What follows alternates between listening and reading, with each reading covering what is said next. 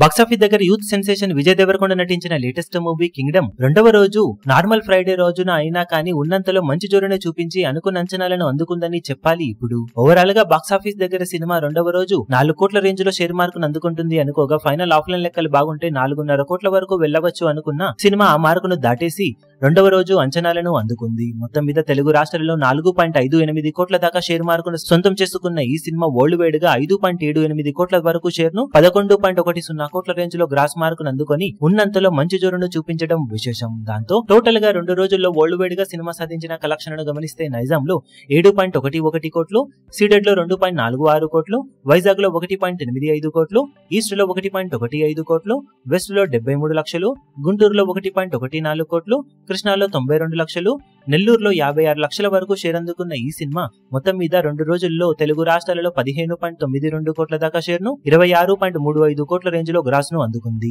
Karnataka, rest of India అలాగే dub versions కలుపుకొని 2.35 కోట్ల వరకు షేర్ అందుకున్న ఈ సినిమా ఓవర్సీస్ లో 6.8 కోట్ల దాకా షేర్ ను సాధించింది.